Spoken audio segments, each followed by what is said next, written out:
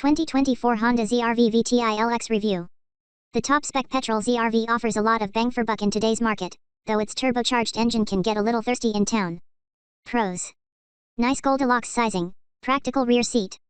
Plenty of features, performance for the money. Dirt cheap servicing for 5 years.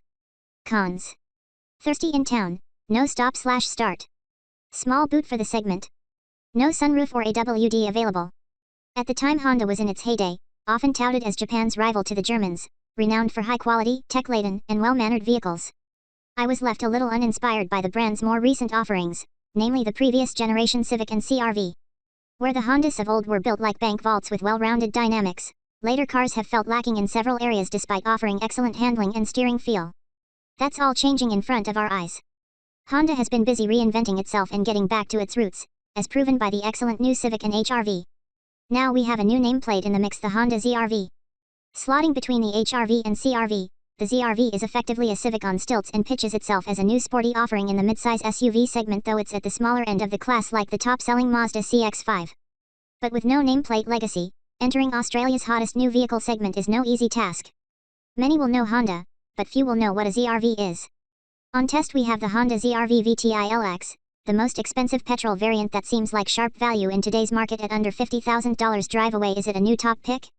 How much does the Honda ZR-V VTI LX cost? The second from top ZR-V VTI LX is priced at $48,500 drive away. Honda offers fixed drive away national pricing. It's the most expensive turbo petrol-powered ZR-V variant in Australia, sitting $5,300 above the mid-spec VTI L and $6,400 below the top-spec HEV LX hybrid.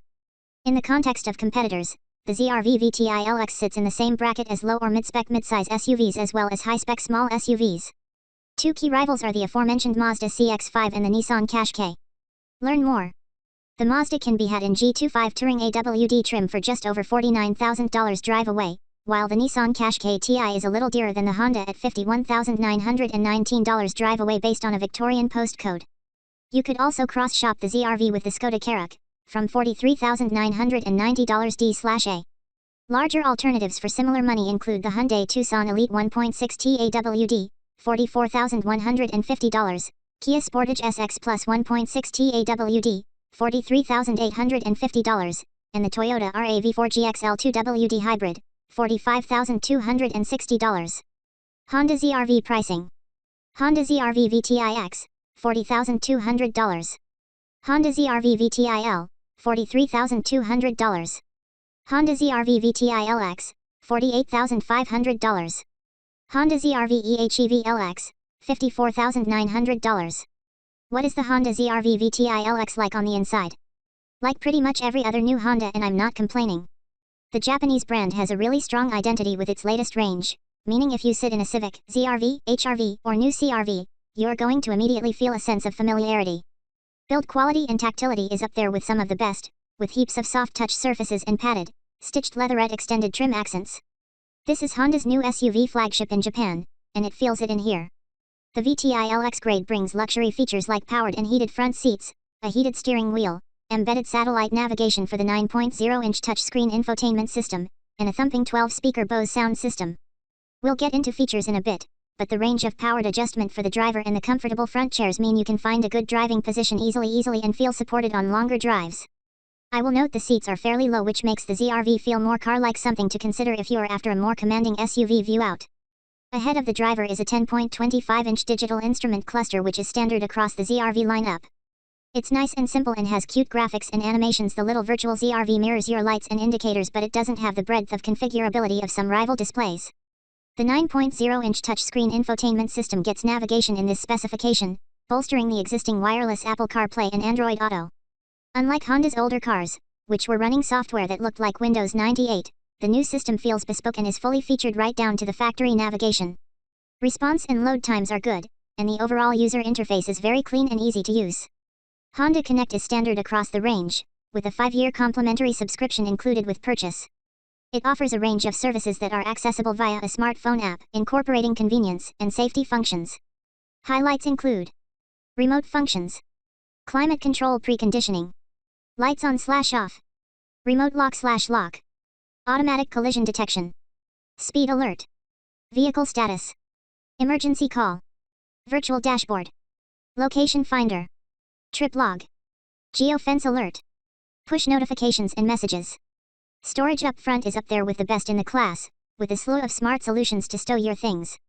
The bridge-type center console has a little cubby under the electric park brake, and the shelf ahead of the shifter has a wireless phone charger pad. Big bins in the doors can accommodate larger bottles, and there's a cubby under the front center armrest that's also handy for hiding things out of sight. I'm also a big fan of the solid, clicky feel of all the switchgear and dials, which feels really high-end. In particular, the knurled climate control knobs are a tactile delight, and remind me of Audi units. The rear seat is pretty good, which is expected given this shares its DNA with the Civic hatchback. While not as outright capacious as much larger rivals like the Mitsubishi Outlander and Nissan X-Trail, the ZR-V offers good head, knee, and leg room for taller occupants like me at 6'1", even behind my own driving position. 2 adults will be more than happy back there, while the skinny center seat means a third occupant will be a little short-changed. At least there's an almost flat floor in the rear which frees up more foot and toe room. Further, the middle seat also gets a ceiling-mounted seatbelt which seems a little old hat for a new car in 2023. The outboard seats also have ISOFIX anchors, while all 3 rear positions have top tether points. Amenities in the rear include directional air vents behind the console, map pockets behind the front seats, bottle holders in the doors, as well as a fold-down center armrest with cup holders. Perhaps the ZR-V's only real drawback against competitors in the segment is its below-average luggage capacity, which at 370 liters, VDA, in VTI-LX specification is down on even something like the Mazda CX-5, 438L. Note, VTI-X and VTI-L grades score 10L extra. Drop the seats down and you get 1302L 1312L, VTI-LX VTI-X/L, which is more substantial and competitive with rivals. Further, the already wide and square space is bolstered by a well-designed flat-load bay though no magic seats, for those asking. Petrol, VTI, versions of the ZR-V all come with a 17-inch space-saver spare wheel, compared to the HEV hybrid's tire repair kit. What's under the bonnet? Petrol versions of the Honda ZR-V are powered by a 1.5-liter turbocharged 4-cylinder petrol engine. Shared with the Civic, the VTEC turbo unit produces 131 kilowatts, 6000 RPM, and 240 Nm, 1700-4500 RPM, with all versions in Australia sending drive to the front wheels via a CVT automatic with paddles. AWD is available overseas in markets like Japan. Honda quotes combined fuel consumption of 7.2 liters per 100 kilometers in this specification, with CO2 emissions rated at 175 g/km. Despite being homologated to Euro 6b emission standards, local ZR-V models miss out on idle stop/start. The ZR-V can take 91 RON regular unleaded fuel in its 57-liter fuel tank. How does the Honda ZR-V VTI-LX drive? Like a Civic SUV. With turbo power and a CVT automatic, the ZR-V has plenty of pep for everyday driving, and is deceptively quick in a straight line for the class. It doesn't quite feel as tight and tied down as its hatchback sibling, appearing to focus instead more on everyday comfort and refinement, and for the most part it really delivers. The driver controls are responsive and accurate, inspiring confidence whether you are pottering around town or cruising on the freeway, and the hunkered down stance really helps that feeling of security at high speeds. Driven sedately in town, progress is effortless and there's little intrusion of engine noise into the cabin compared to rev-happy naturally aspirated competition. Honda's CVT doesn't really simulate the steps of a conventional automatic unless you are going full throttle, so it can sound a little slurry or drony in normal driving. Even on its bigger wheels compared to the entry VTI-X variant, the ZR-V rides with aplomb. There's good suspension travel to iron out the lumps and bumps of city streets, and the body is well controlled through successive undulations. There's a slight slapping feel over sharper hits, but it's far from unrefined or unresolved. I was very impressed with the ride, which doesn't really sacrifice handling capability. There's a bit more body roll than the Civic given its softer tune and raised ride height, but the ZR-V is definitely more adept at taking a corner than something like an X-Trail. Road noise remains a weaker spot for most Hondas, though the latest cars have definitely improved over previous generations. Tire roar is present but not overbearing on coarse roads, and driven back-to-back with a Mazda CX-5 G25 Max Sport as well as the ZR-V VTI-X the week prior, the LX felt noisier with its 225/55 Yokohama Advan tires. Wind noise, meanwhile, is well suppressed, no doubt helped by the ZR-V's slinky profile and skinny mirrors relative to some other midsize SUVs.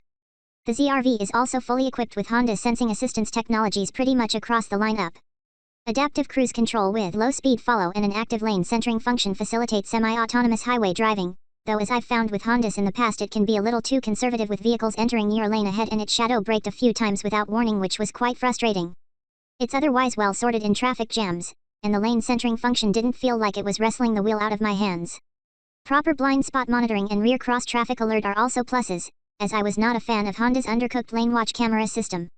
I do lament the lack of idle stop-start tech, however, which leaves the ZR-V idling and sipping away in traffic.